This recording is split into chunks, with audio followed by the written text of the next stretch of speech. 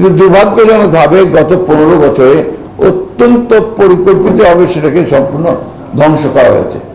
তাই এখন যখন আমরা বারবার করে সংস্কারের কথা বলছি, আমরা বলেছি আর বলছে সরকার চেষ্টা করছেন সংস্কারগুলো করার জন্য, সংস্কার কমিটি করা হয়েছে, এ নিয়ে অনেক কথাও হচ্ছে, কিন্তু এটা তো রাতারাতি হয় না।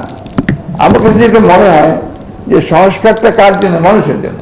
সেটাই মানুষের তো সংস্কার, তার মানসিকতার মধ্যে তো একটা পরিবর্তন আসতে হবে। এই একটা দুই নম্বর হচ্ছে রাজনৈতিক দলগুলো কি সমাজের বাইরে?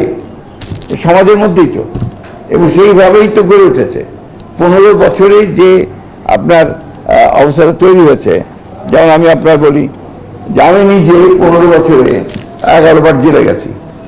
আমি এই জন্য কথা বলছি যে 11 বার জেলে গিয়ে সেখানে কয়েক বছর জেলে থাকলে সেই অবস্থাটা রাজনীতির কিভাবে দাঁড়ায় আমার দলের ক্ষেত্রে, আমার কর্মীদের ক্ষেত্রে, সেটা আপনারা খুব ভালো করে বোঝেন।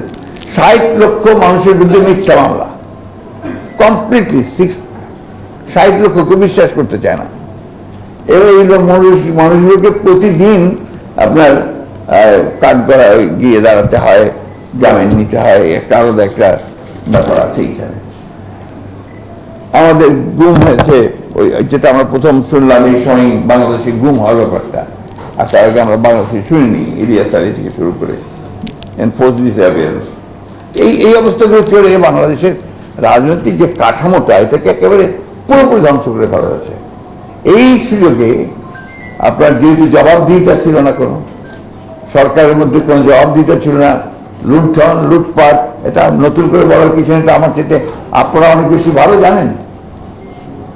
কিন্তু আমরা চেষ্টা করেছি, বারবার আমরা রাস্তায় নেমেছি, বারবার কথা বলছি, মানুষকে সংগঠিত করবার চেষ্টা করেছি। যাই হোক, শেষ পর্যন্ত আমি মনে করি যেটা একটা অভূতপূর্ব একটা উত্থানের মধ্য দিয়ে, ছাত্র গণঅভ্যুত্থানের মধ্য দিয়ে আমরা একটা পরিবর্তন নিয়ে এসে আবার একটা সুযোগ তৈরি করতে সক্ষম হয়েছি, যে একটা নতুন করে বাংলাদেশ নির্মাণ করবার জন্য। সেই জন্য যখনই আমরা আপনার বাংলাদেশ করে নতুন করে নির্মাণ করার কথা, বাংলাদেশকে নতুন করে জাতি নির্মাণের কথা বলি, তখন আমার মনে হয় যে এটা কি আপনার ডাক্তার সাহেবের আপনার অ্যান্টিবায়োটিক দেওয়ার মতো, যে অ্যান্টিবায়োটিক দিলে আবার ঠিক হয়ে গেল, সেটা তো না।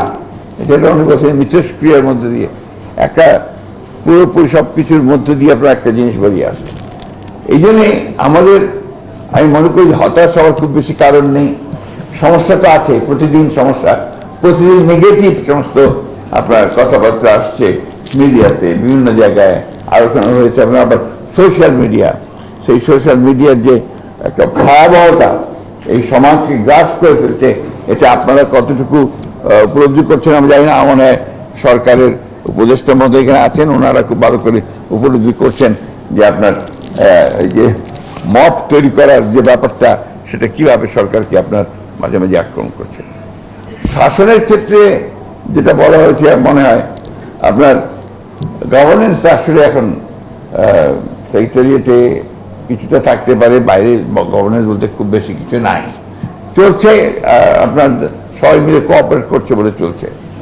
আমি গতকালই একজন বড় ব্যবসায়ী আমার সঙ্গে দেখা কথা হলো, তিনি বলছিলেন যে আগে ঘুষ দিতাম 1 লাখ টাকা, এখন দিই 5 লাখ টাকা। এটা আমি জানি না আব্দুল সাহেব মহোদয় এটাকে কীভাবে দেখবেন, অন্যভাবে মনে করবেন কিনা, but that's the truth, that's the reality.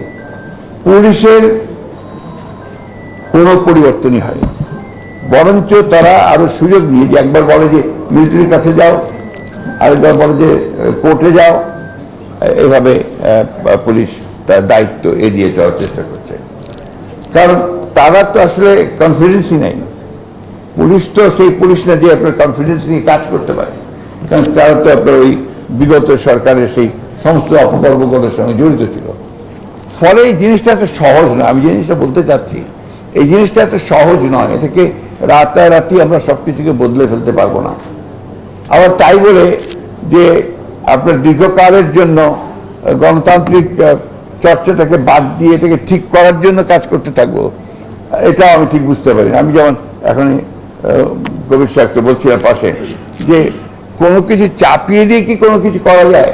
একটা প্রক্রিয়া দরকার হয়, প্রসেস দরকার হয়, গণতন্ত্রকে তার প্রক্রিয়ার মধ্যে দিয়ে চলতে দিতে হবে।